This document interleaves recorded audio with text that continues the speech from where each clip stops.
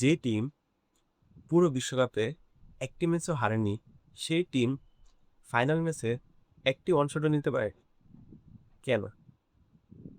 আসলে কি তারা ফাইনাল ম্যাচে হেরেছিল, নাকি ফাইনাল ম্যাচে আগে অন্য কিছু ঘটেছিল?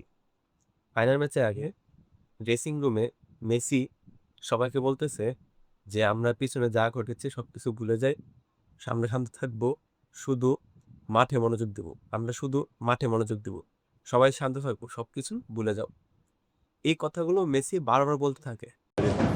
No, muchachos, tranquilidad, gente, tranquilidad.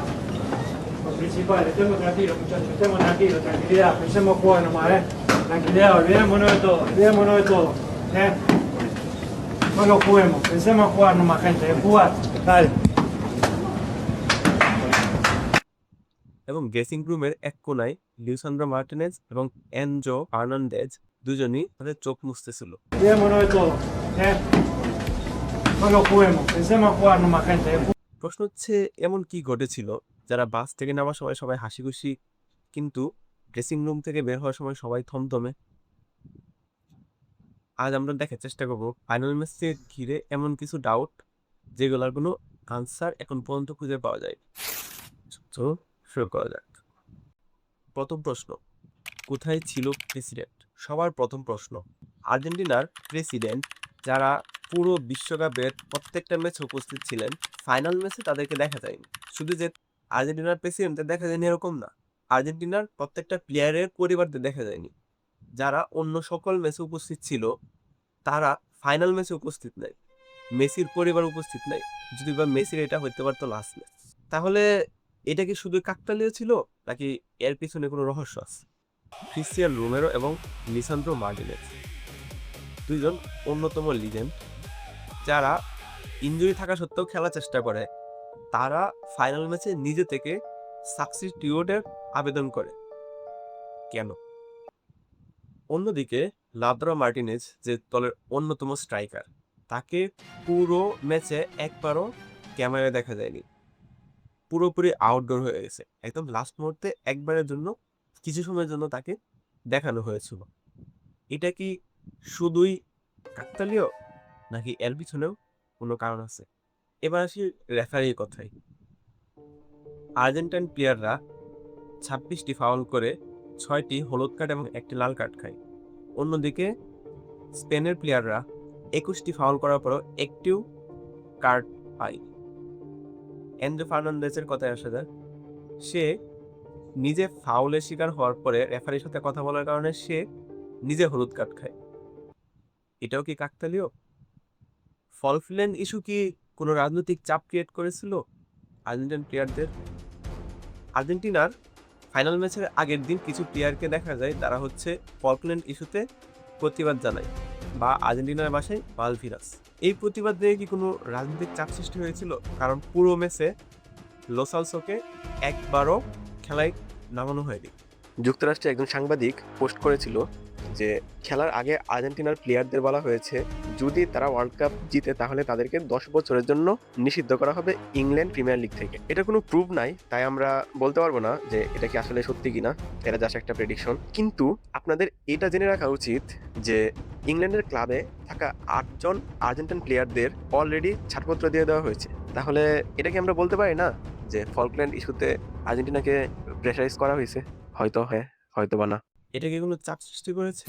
এবার একটা প্রশ্ন করে, ধরেন আপনি কোনো একটা ভালো খেলাধুলা করতেছেন বা একটা ভালো পারফরমেন্স করছেন, আপনার গার্ডিয়ানরা কি আপনাকে দেখতে আসবে? অবশ্যই আসবে। প্রশ্ন হচ্ছে যে ফাইনাল ম্যাচে শুধুমাত্র স্পেনের আগের লিজেন্ডদের দেখা গেছে, কিন্তু আর্জেন্টিনার কোনো প্রিভিয়াস লিজেন্ডদের দেখা যায়। এটাও কি কাকতালীয়? একজন লিজেন্ডও কি খেলা দেখতে আসবে না? প্রশ্নটা থেকেই যায়। অনেকের ভাষ্যমতে যে লিওনেল স্কালোনিকে তার পরিবারের জীবন নিয়ে হুমকি দেওয়া হয়েছে, ব্ল্যাকমেইল করা হয়েছে। যদি বা এর পাকাপোক্ত কোনো প্রমাণ নেই, সো এটা আমরা ধরবো না, এটা বাদ। আমরা আসি পরবর্তী প্রশ্ন। ফাইনাল ম্যাচের আগে জুয়ার যে বেটিং অ্যাপসগুলো আছে ওগুলো আর্জেন্টিনার পক্ষে অ্যাড অনেক বেশি বেড়ে যায়। এটা কি শুধু কাকতালীয় ছিল? ব্যাপারটা কেমন? বেটিং সাইটে যাদের পক্ষে বেশি বেট আসে তারা যদি হারে তাহলে সবচেয়ে বেশি প্রফিট আসে ওই বেটিং সাইটে, এবং যদি তারা যাদের পক্ষে বেশি বেট আসছে তারা যদি জিতে তাহলে তাদের জন্য মেনলি একটু লস হয়। তো কাকতালীয়ভাবে ম্যাচের আগে আর্জেন্টিনার পক্ষে প্রচুর অ্যাড আসে যাতে লোকজন আর্জেন্টিনার পক্ষে বেট করে।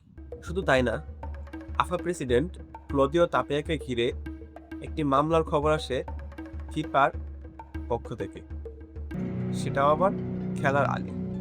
এবার সে আরেকটা ব্যাপারে, ম্যাচের শেষে এনজো ফার্নান্ডেজের একটি পোস্টও আলোচনা আসে যে দিন যত যাবে সবাই বুঝতে পারবে যে আমরা কতটা বিবেচিত প্রাণ ছিলাম। এটাও কি কোনো কিছুর দিক দিয়ে ইঙ্গিত করতেছে যেটা আমাদের জানা নেই? তাহলে আসল সত্যটা কি? একটা ম্যাচকে ঘিরে প্রশ্ন তৈরি হইতেই পারে, হয়তোবা আর্জেন্টিনা খারাপ খেলেছে, হয়তোবা স্পেন অনেক বেশি ভালো খেলেছে, হয়তোবা আর্জেন্টিনার ভাগ্যটা অনেক বেশি খারাপ ছিল। কিন্তু একটা ম্যাচকে ঘিরে কি এতগুলো প্রশ্ন একের পর এক আসতে থাকে? এই প্রশ্নগুলো কি শুধু কাকতালীয়ভাবে আসছে, নাকি এর পিছনেও আছে কোনো রহস্য? সত্যি কি আর্জেন্টিনা হেরেছিল, নাকি তাদেরকে হারানো হয়েছিল? সত্যি কি পুরো বিশ্বকাপে যে দলটি সবচেয়ে ভালো খেলেছে, একটা ম্যাচও হারেনি, সেই দলটি একটি অন স্ট্রাইক করতে পারেনি? এটাও কি সত্যি? সারা জীবনে দেখা আর্জেন্টিনার ম্যাচের মধ্যে এত বাজে ম্যাচ তাদের লাইফে কখনো খেলেনি, এটাও কি শুধুই কাকতালীয়?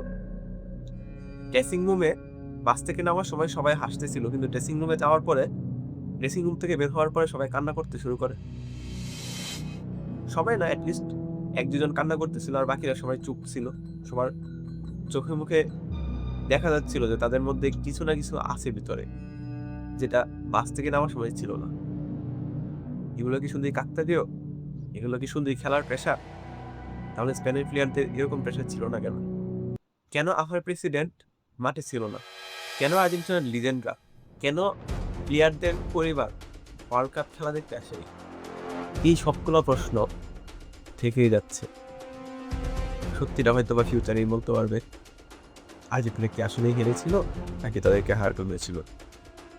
এই ভিডিওটি আমি যখন রেকর্ড করতেছি, আমি জানি না আসলে ভিডিওটি কি আসলেই ফেসবুক ইউটিউবে থাকবে নাকি স্ট্রাইক খাবে, অথবা হয়তোবা রিচ অনেক বেশি কমিয়ে দিতে পারে। তারপর ভিডিওটি করতেছি কারণ এটার মধ্যে আমার কিছু পার্সোনাল ব্যক্তিগত ব্যাপার স্যাপার জড়িত আছে। দেখা যাক, যদি পারেন শেয়ার করেন। আল্লাহ হাফিজ।